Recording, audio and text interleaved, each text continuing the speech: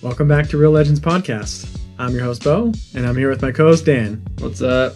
Dude, Star Wars is so good. It was way better than I remember it being, to be honest.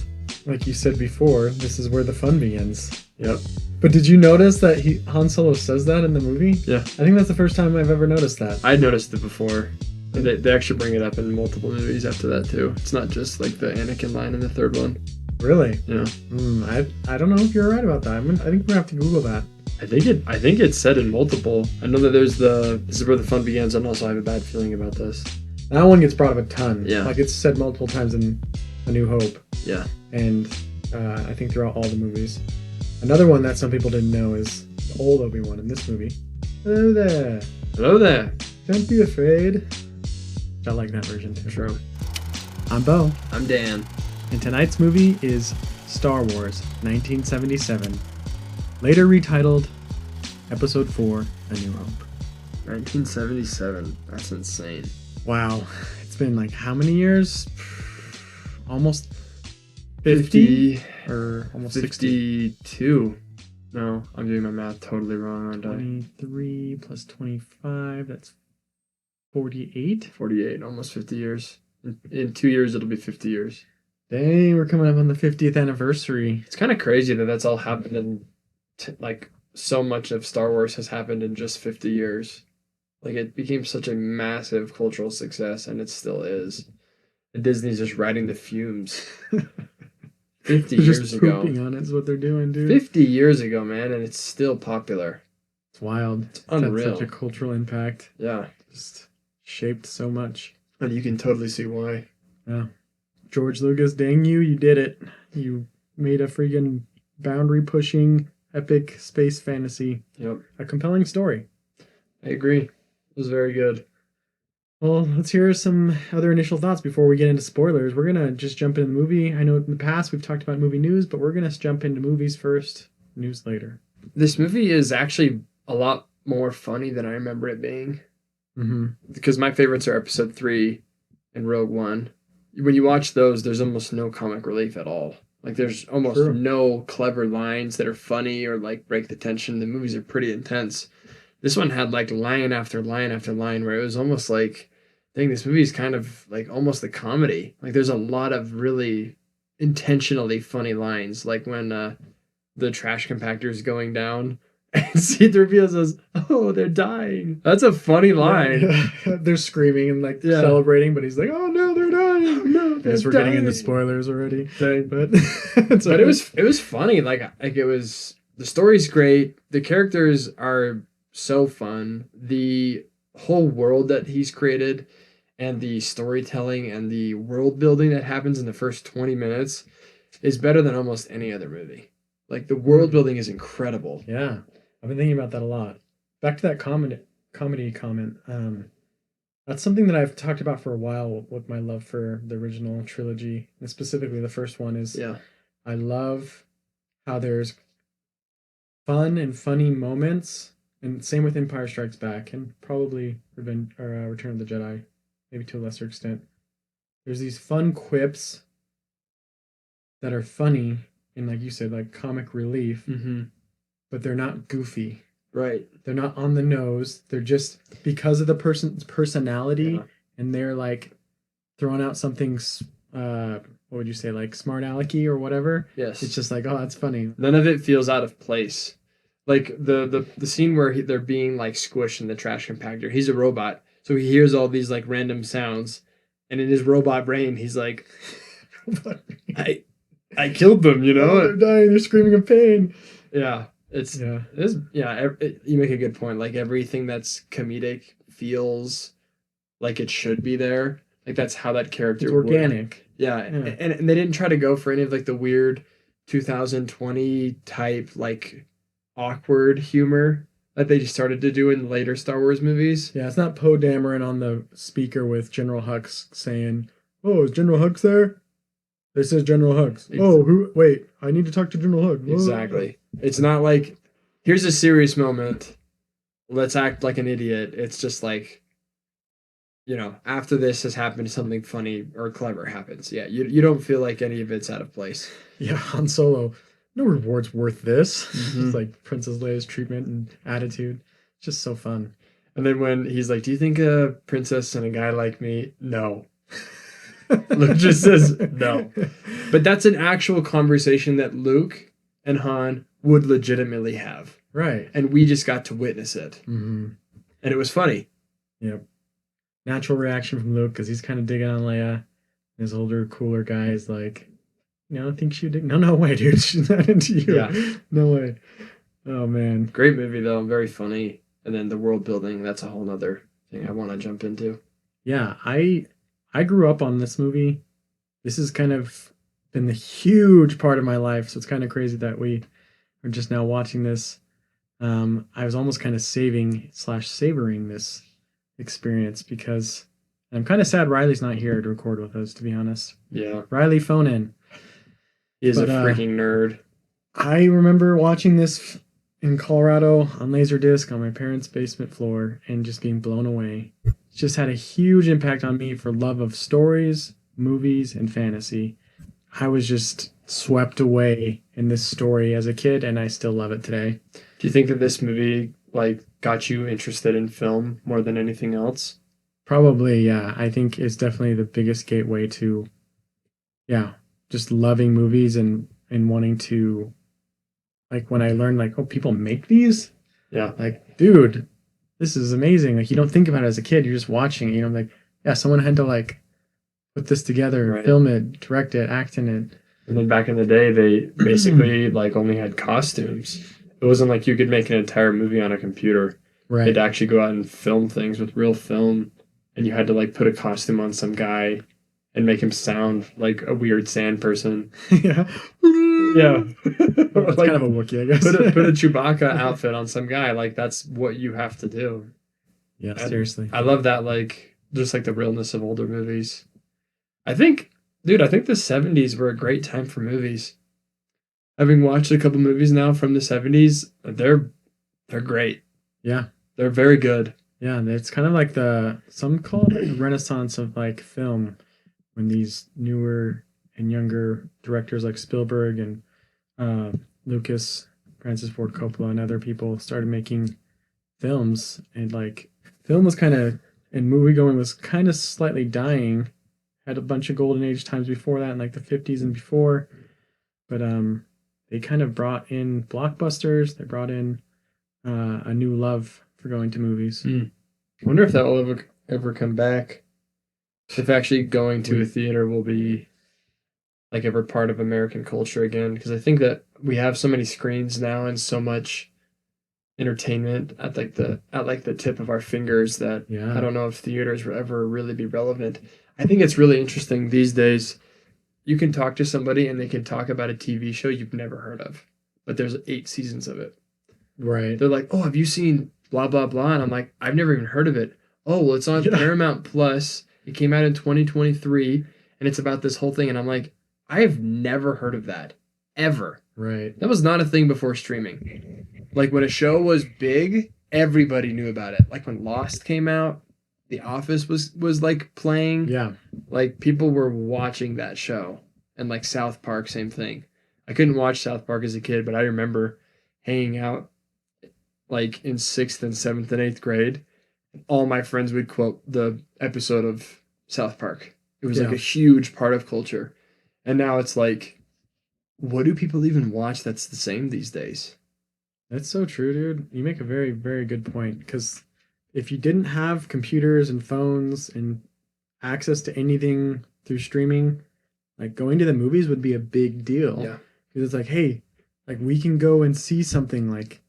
If we stay at home, we can watch what? The news. We can watch a few channels. Right. We can watch the same TV show that's been running for a while. Or it's it comes on only at 6 o'clock on certain days. I was gonna say you either have a movie that's coming out, or you have this show that plays Thursdays at 6. Right. And that's the only time you can watch it. Mm-hmm. And now you can stream an entire season of something in under 6 hours. Right. Dang. Makes me definitely look back at my own life and think, we had video cassette tapes, and we even had a Laserdisc with a few movies, Top Gun, Braveheart, Star Wars. And good movies. It's just wild that like before that it was even more limited, right? Yeah. Like we watched a ton of movies. Like I just watched one the other night that we watched growing up all the time called "Don't Tell Mom the Babysitter's Dead," and like we would just rewatch and rewatch and rewatch movies. I think because it's like you only own so many movies. Exactly. Yeah. I wonder if like the fact that we have so many entertainment options these days makes us appreciate it less too. Yeah. Because again, you can watch so much in such a small period of time, which also means that quantity matters more than quality because people want to put out a show onto streaming and they want to have it pretty much like ready to go, and then they can have another one and another one.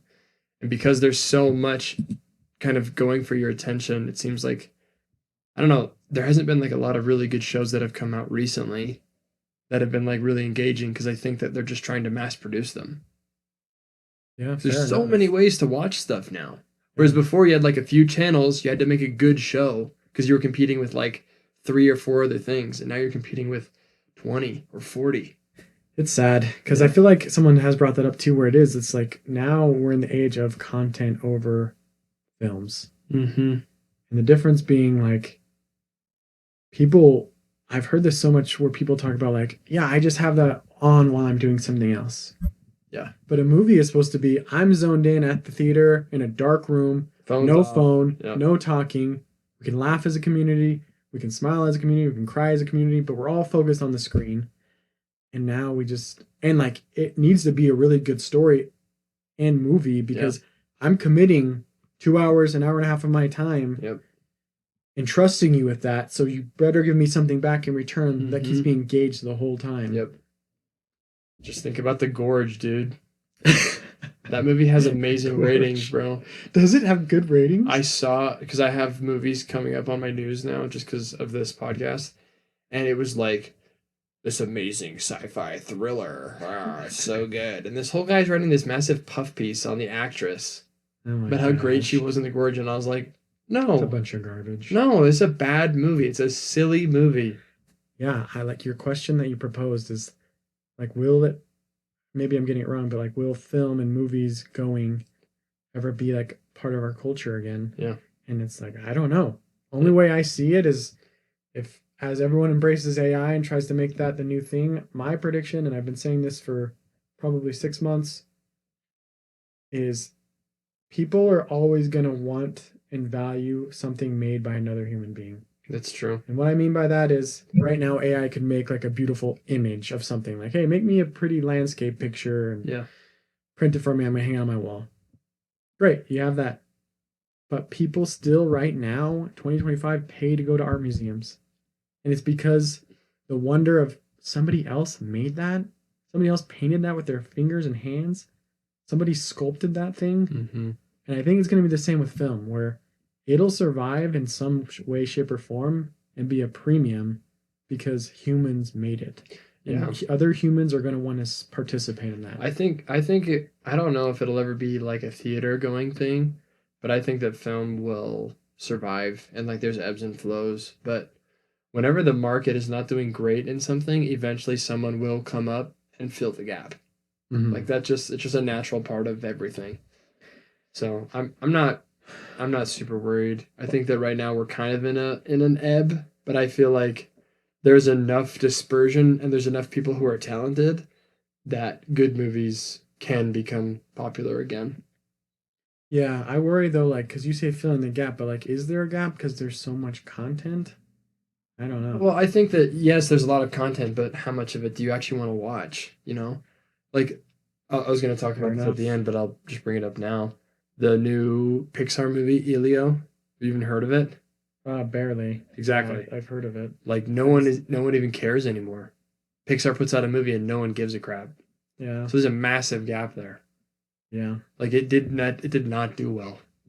It did not do well. Well, that's what I'm saying, though. Like, yeah, nobody cares anymore, but is it because they have so much other stuff, too, to look at and watch and entertain them? Maybe, but, I mean, look at Top Gun Maverick when that thing came out. Everyone went and watched it. Yeah. Yeah, man. Well, Let's revel in the good old days of 1977, Take where me movies back. were great and I wasn't alive yet. All right, Dan, let's get into official spoilers. If you haven't seen this movie, how dare you? For real. So I shouldn't even have to warn about I spoilers. find your lack of faith disturbing. Seriously. Do it. I couldn't think of another line. Execute Order 66. Both from the wrong movie. Tusken Raider, that person who hasn't seen Star Wars A New Hope. Yeah, man, like I was saying, there's so many girls like that'll say and proudly say like it's a badge of honor.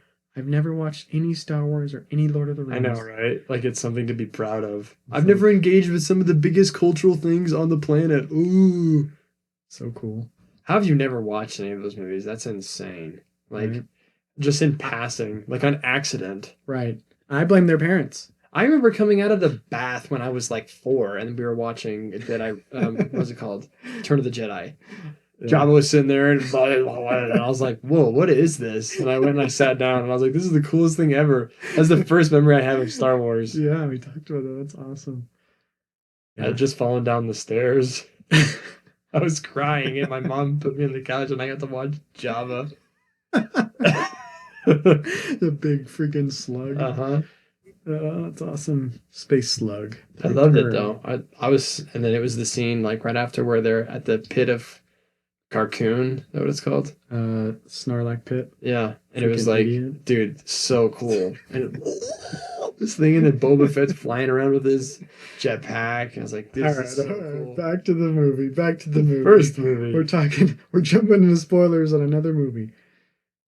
Like we said, there's no spoilers for Star Wars, so go True. watch it. For real.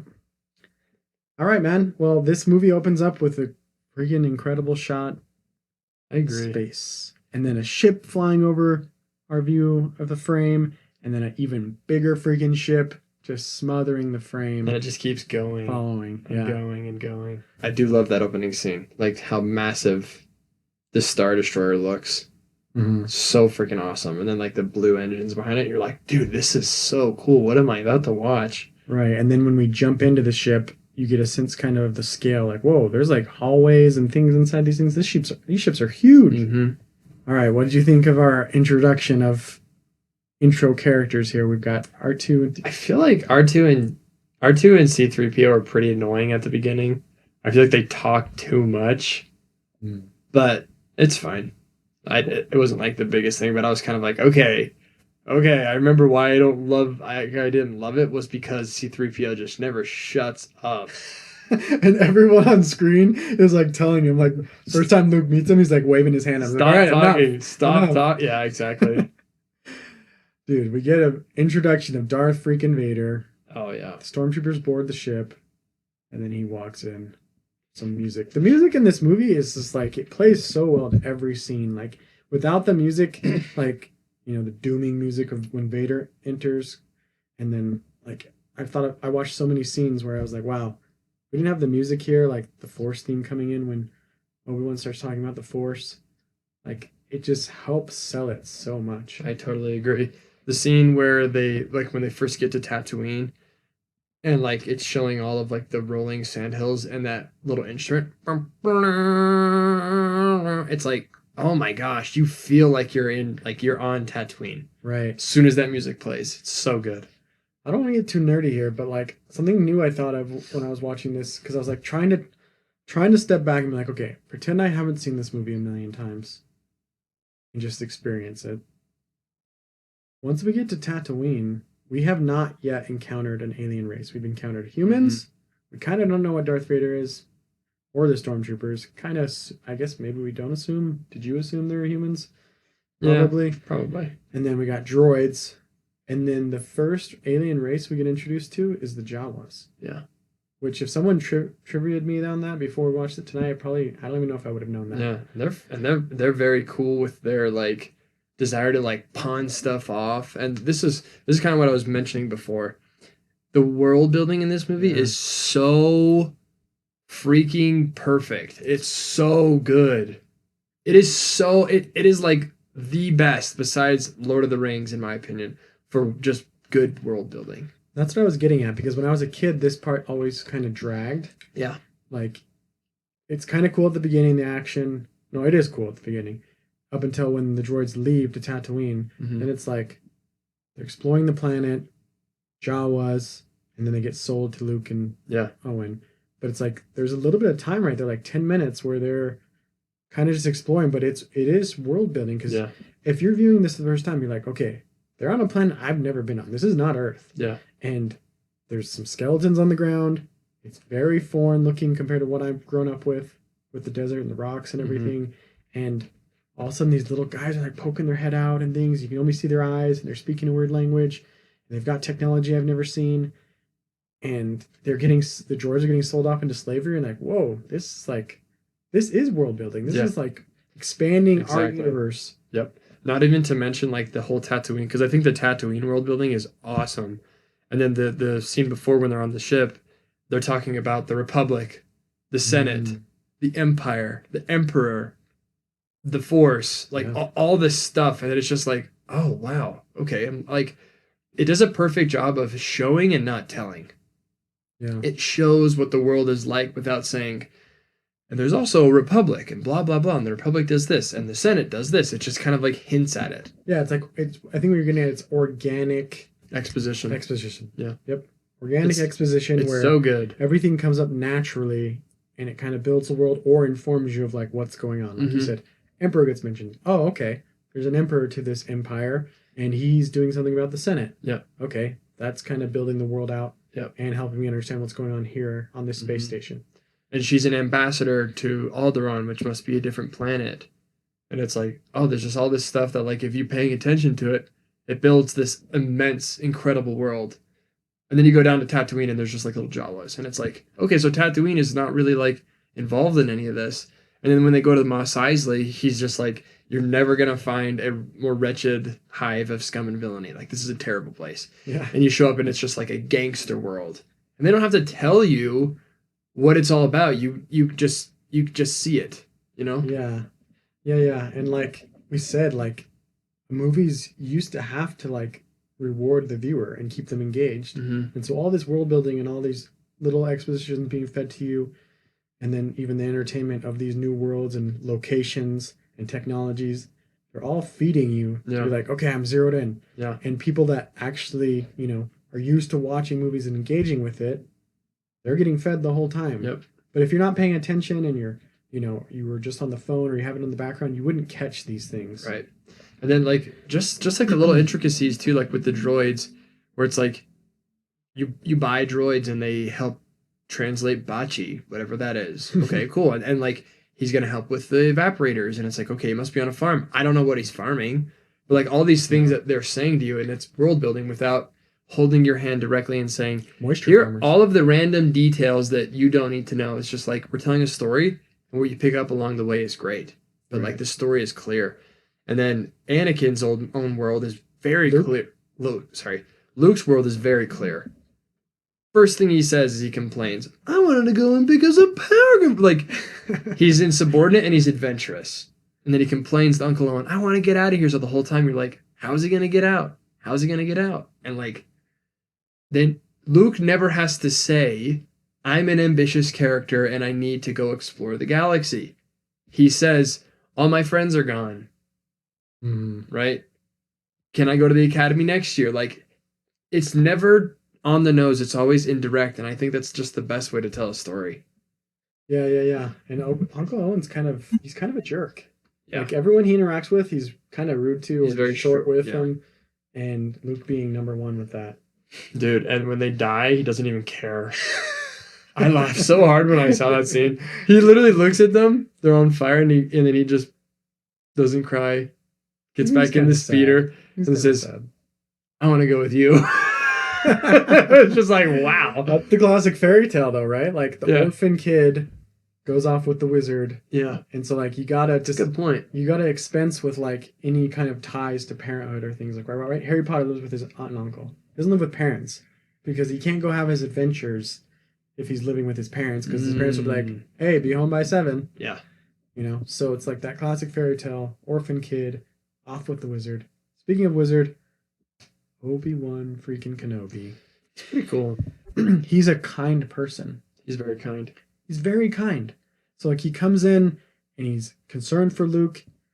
When Luke's like, I can't do this, I gotta go home. He's like, you must do what you feel is right, of course. It's like he's never pushing, he's inviting, he's kind, and I don't know, I think he's just like a great representation, even though we don't quite understand who the Jedi are yet.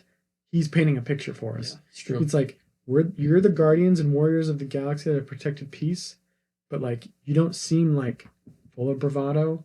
You don't seem like headstrong or in a rush. You're like kind, thoughtful, and like clever in how you approach situations. Yeah. And just like the whole idea of the Force too is like you can tell that it's molded him, because the whole idea is like do what you feel is right and work through the Force and have the Force work for you.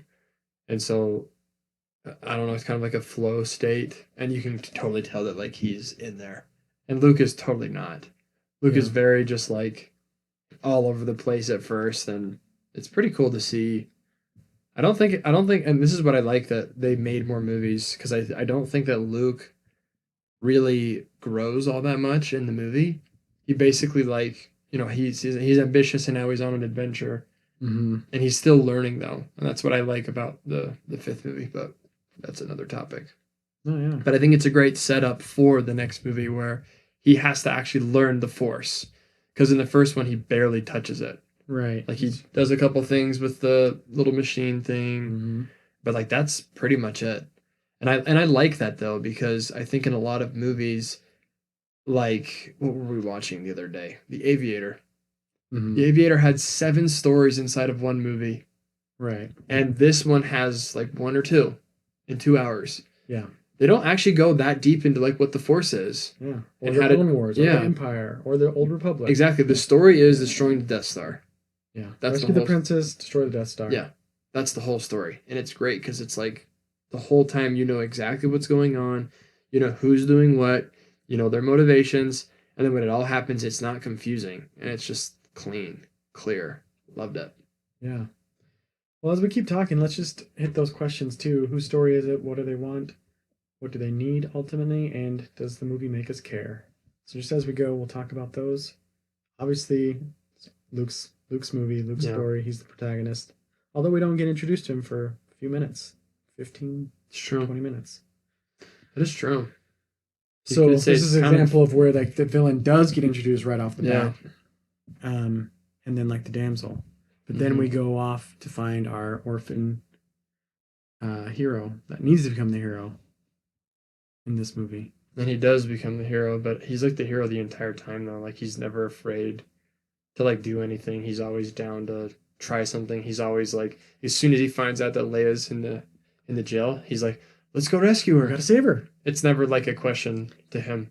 He's like always. I think it's interesting because I think the person who arcs the most is actually Han. We haven't talked about him at all. What an awesome intro to a character. Let's introduce him. Such a freaking awesome intro.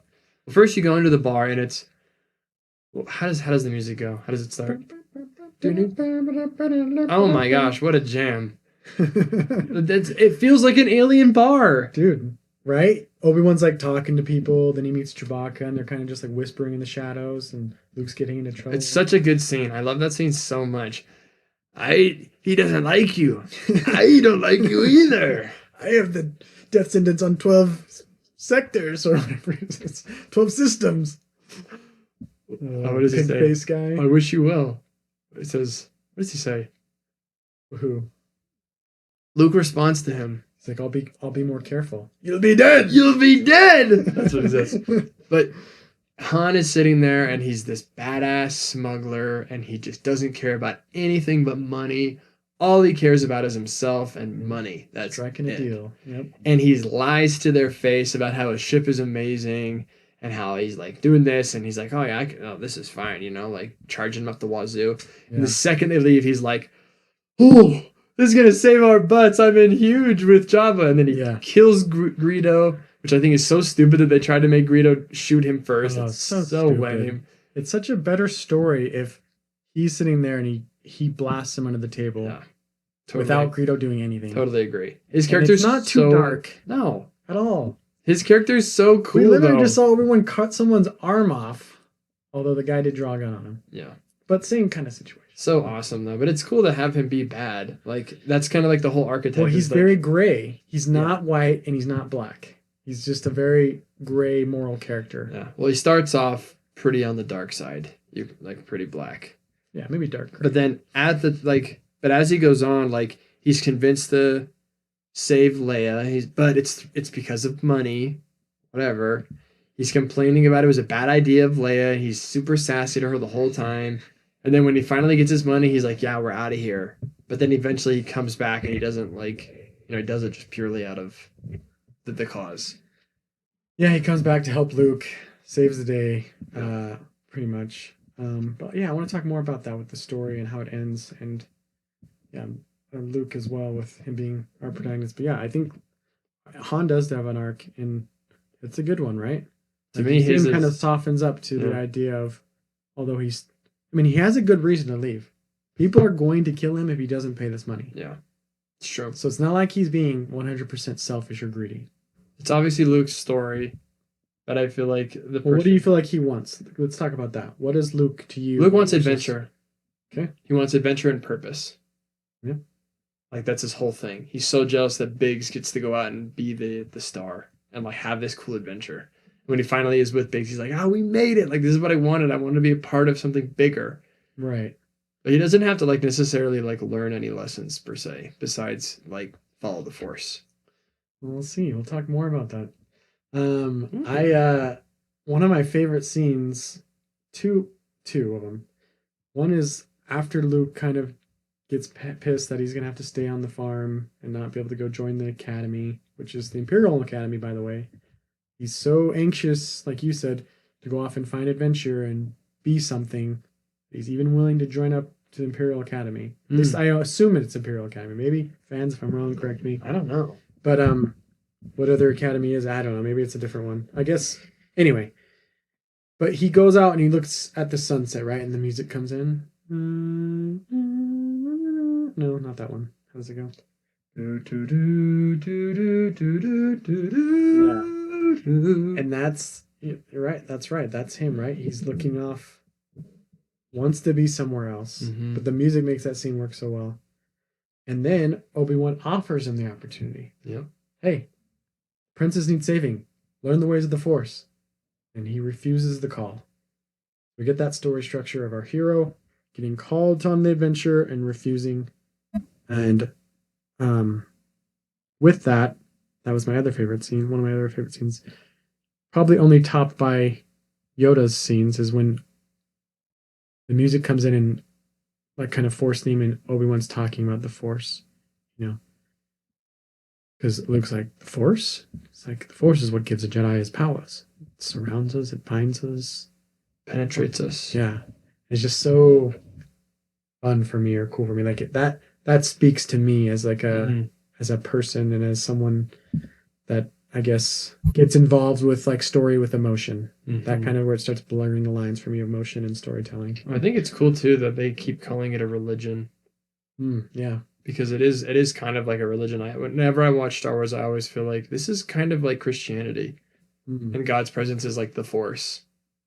That's always the analogy that I get. It's like it's the thing that's with you all the time, but if you don't let it come in, then you won't be able to use it.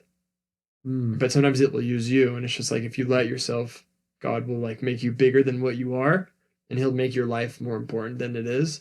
That's the Force. And like when Yoda's talking about like no hatred, it's like, bro, you're jumping ships, you're jumping movies. It's true. But I get what you're saying though. It's like that's an awesome scene where he's talking about that. And it's like almost like a religious thing. And then in the movie, it's like it's referred to as this wacky religion. Right. Like you hear Han Solo talk about it, and it's like an atheist. It's like listening to an atheist. I don't think there's a big force that's keeping everything together. It's just a bunch of luck. Yeah, and one of your favorite scenes, Darth Vader, Admiral Tarkin are in some sort of like meeting conference room. Yeah. And this other guy, General, is mocking Vader and the Force. And Vader starts choking you and your silly religion have not been able to conjure up these plans. Nor giving you clairvoyance to find the hidden plans. And he just starts choking. Yeah. And it's like Boom. He's like, I find your lack of faith disturbing. Also religious, but in like the wrong way. Right. So cool. And then light and dark side, that's clearly Christian. Yeah. We only get introduced at like one time too. Obi-Wan mentions it. He's like, Vader was seduced to the dark side of the Force. Mm-hmm. And then that's when Luke asks his question, like, wait, the Force? Yeah. What's that? Oh man. Everything in Obi-Wan's house is so cool to me. It's just world building So and much. emotional and music and just fun. What's cool though is like going back on that though, like they could have made this first movie all about the Force.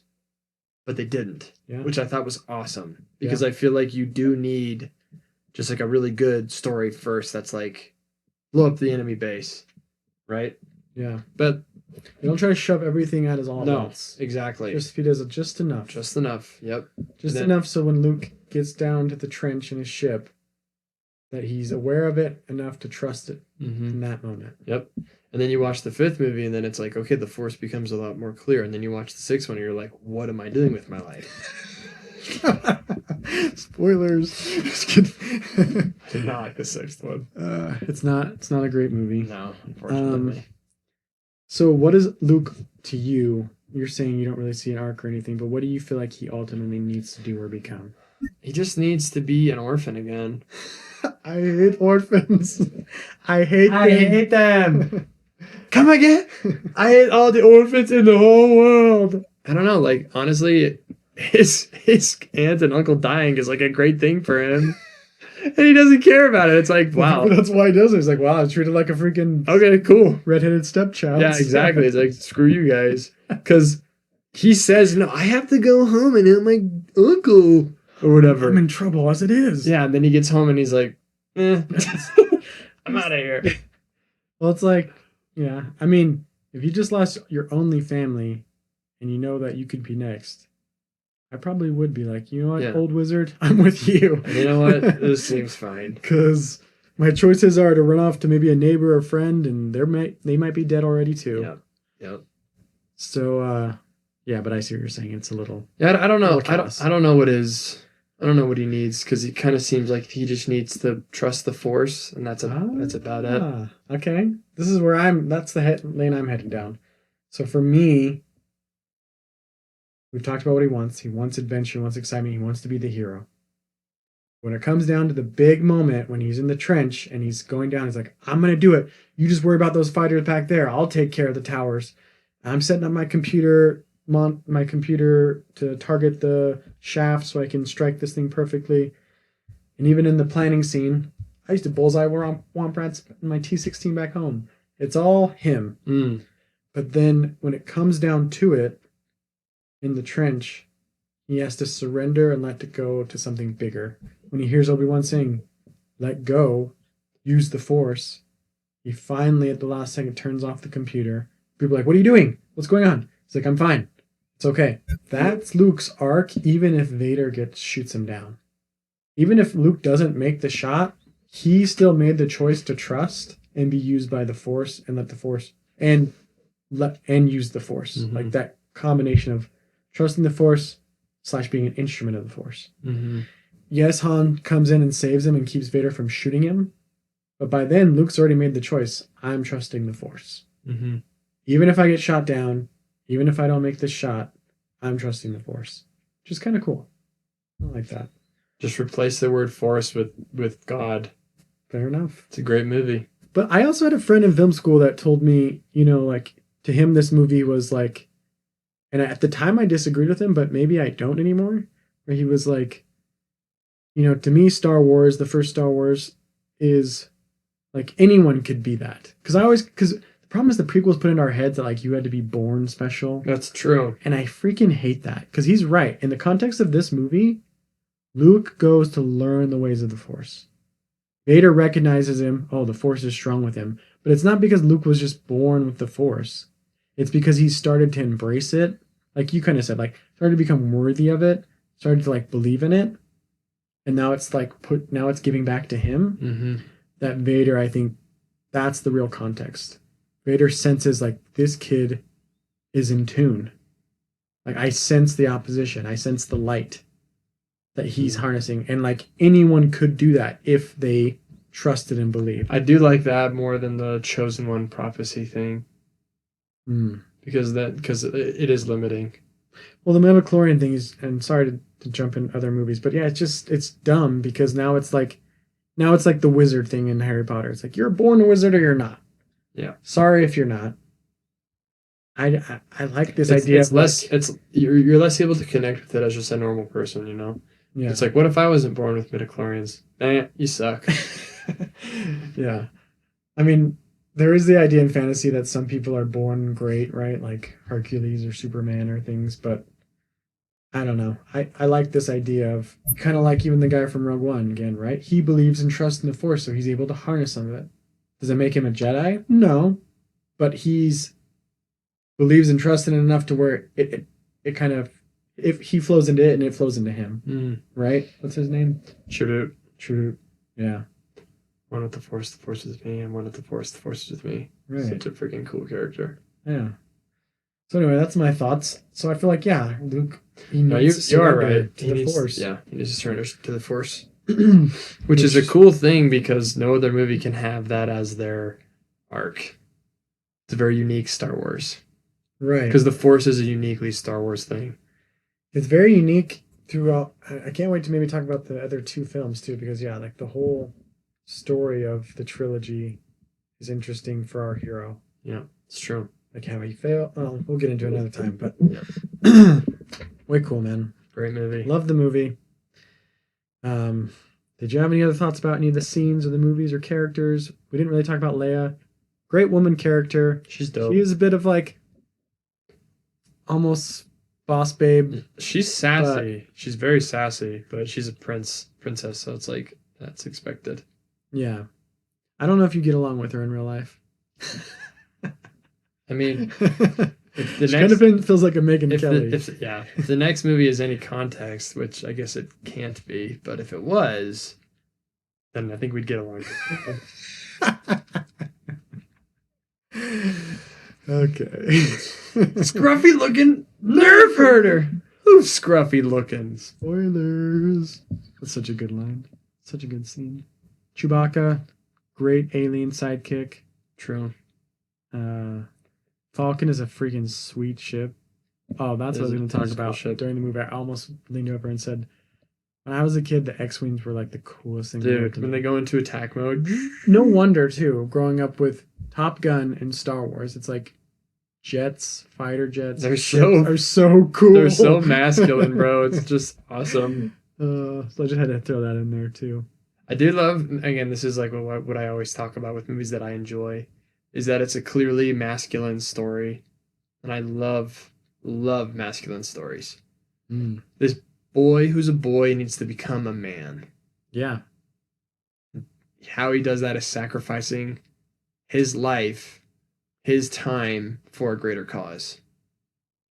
I love stories like that and so also, much. Yeah, and also looking to other masculine characters. In this case, two very different ones, Obi-Wan and Han, as kind of mentors, right? Yeah.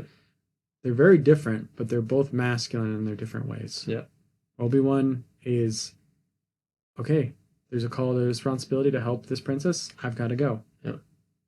Han, he chases those stormtroopers down the hallway to give Leia and Luke a chance to escape and get to the ship. Kind of, stepping up and being the protector. Yeah, absolutely. So they both know how to embrace that masculinity. It's freaking dope. And like, this is a thing that I will just always gripe about, is that movies today will take women and they will put them into masculine stories, and then they wonder why men don't like watching those movies. Yeah. It's not supposed to be women doing that. It's supposed to be men. Right. You can't have women and men both be masculine in society. As soon as you make women the masculine ones, men will stop existing. Yeah, what are we going to do then? What is our role? Or you'll get a lot of femboys, and it's like, women don't want those. Hey, be a man. And being a man means you sacrifice your time for other people. That's what it means. Yeah. And we're not allowed to say that. And let's look at, Leia in this movie. Is she feminine in this movie? What would you say? Well, she's not saying, I want to go into the X-Wing. Let me do it. Right. How come I can't have the Force? I can get myself out of this place. She kind of does with the garbage thing. Yeah, she kind of takes initiative because she used to like giving orders. But it's not like taking initiative is an exclusively manly thing. Right. But like she doesn't have to sacrifice. Well, she does. She already is sacrificing. But what is she doing when Luke's down after seeing Obi-Wan die? She's there she comforting and nurturing. What is she doing when they're shooting down the ships in the Falcon and the swingy gun thingy? She's on the phone with her mom. Yeah, she's up there with Chewbacca being supportive. Like, what can I do to help? That's true. But like. I'm not like, here, let me fly this thing. Exactly. Right? Exactly. She lets the men be men. Right. She plays a supportive role, but also contributes with her opinions, her ideas. That scene, her concerns. We both laughed at this scene where Luke is like about to get onto the X-Wing and he's like sad because Han is leaving. And Leia goes up and says, what's the matter? And he says, I really wish Ben was here. And then kind of looks up at her like, oh, you want to comfort me again? And she gives him a little kiss on the cheek. She does. Like, all right, that'll do. That's the second kiss. He gets another kiss when they swing across the gorge. Yeah, she passing those out like they're candy. The little adventure swing that you forgot about. That's true. I think this movie's great. I do too. I love it. I will say, though... However... I always say this. I will say, I think that it's clearly made in the 70s through its like effects and stuff. Yeah. And a lot of the lines are like really dumb. Like pretty much every scene with the stormtroopers is like very, very stupid. Their aim is terrible. They're not very intimidating. They don't act like soldiers. No, they don't take cover or like move properly with their weapons, which is like probably just the effect of like, hey, we just threw some background people in costumes. I would say like for people who are watching this for the first time or maybe revisiting it, is just be aware that it's 50 years old. Yeah. Like the special effects are not good. Yeah. The acting in a lot of cases is not great. It's clearly like their first run at this. And so just be very patient with those moments. There was like 4 or 5 moments where I was like, yeah, that's why I didn't like it the first time I watched it as an adult. Because it felt really old.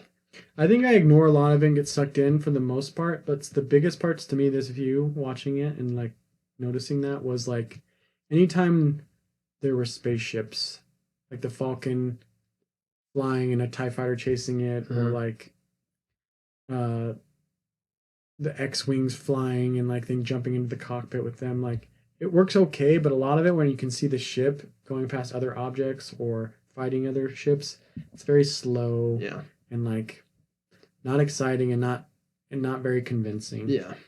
And so that's the part that I noticed. And what I'm not saying is that I want a remake of this, Disney. No. Because you will make Luke into a black fat lesbian. You will make her a girl boss, super obnoxious. You'll make Obi-Wan in a wheelchair.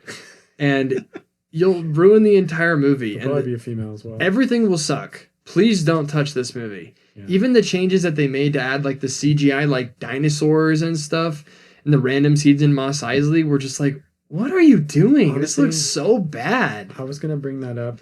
That was like the one thing that soured this movie for me, was like the extra 10 minutes we got, because when you tally up all those scenes of, extra stupid alien creature walking across the screen. Yeah.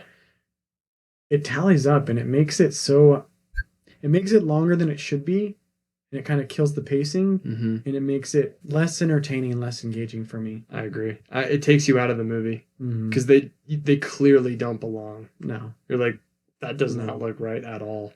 No, if you're gonna do it, you should have went and shot it with like real animatronics, like all the Jurassic Park stuff. But really, you don't need to retroactively be changing. No, just don't touch it. And then the Jabba scene is super weird. I hated the Jabba. So stupid. Like, just get rid of that. Most of the lines Han says are the exact ones he says to Greedo. So it's like we're just getting the same lines. Exactly the same story. Same thing. Yep.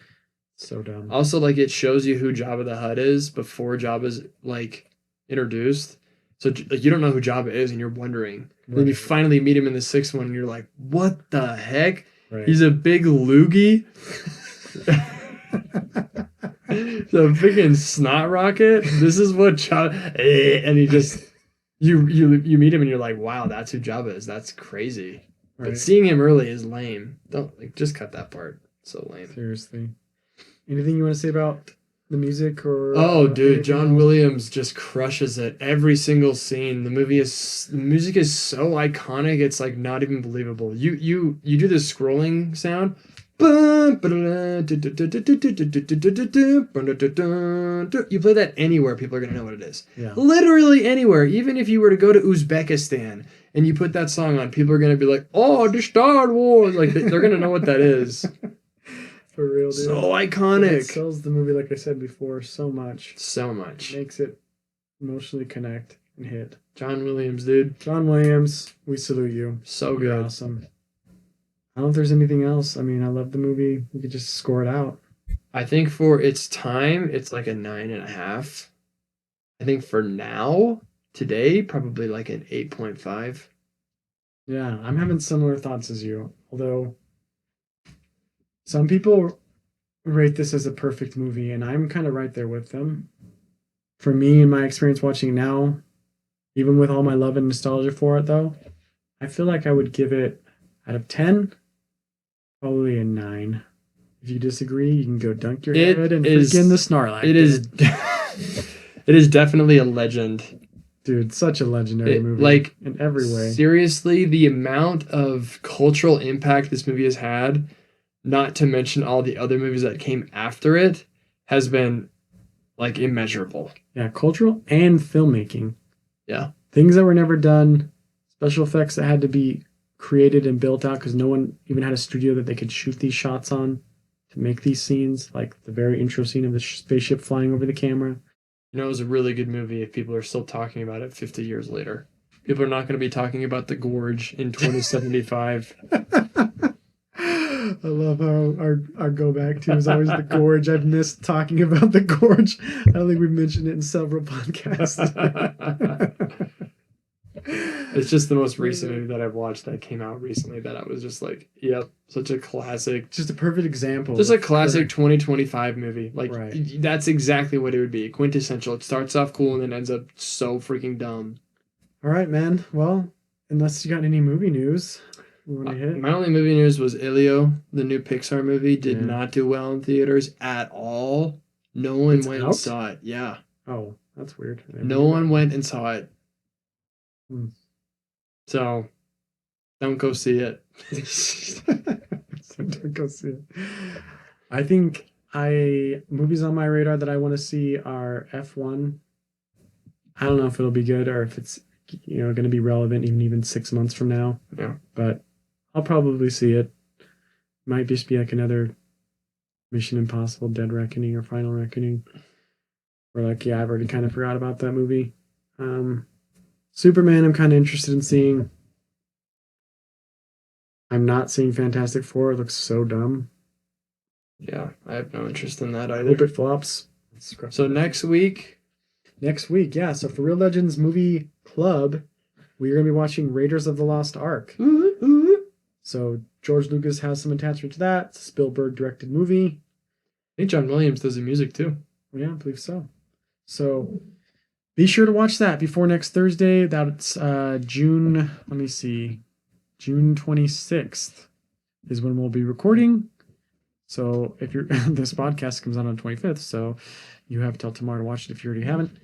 We'll be recording that night around 9 or 10 p.m. Mountain Time. You can find us on YouTube at Real Legends Podcast. You can find us on Instagram at real.legend.pod. We want some more interaction from you all. If you've been listening to the show, send us a message on Instagram or YouTube, comment, give the show a rating. If you've enjoyed this, please share with a friend or family or anyone that you know that likes movies because it helps grow the show anytime it's shared or any kind of interaction that happens with it. We'd love some interaction here on Real Legends Podcast. But until then, we'll see you at the cinema concession stand. Catch you on the flippity flop. That was fun. So fun, dude. Star Wars is great. It's not a sci-fi, by the way. It's a fantasy. You don't think it's a sci-fi? No, it's because they're like sci-fi and fantasy are branches of the same tree, but sci-fi is rooted in realism. Like if you're in space, you have to be wearing a vacuum suit. If you're, you have to have anti-gravity system. You have to have everything has to make sense in your mind. Whereas fantasy is like a real world. Right. Fantasy is made up. Right. It's like, what if? It's like, well, what if there was laser swords, and what if there was a dark wizard with the Force who was the dark side, and what if the Force actually exists? Yeah. Right.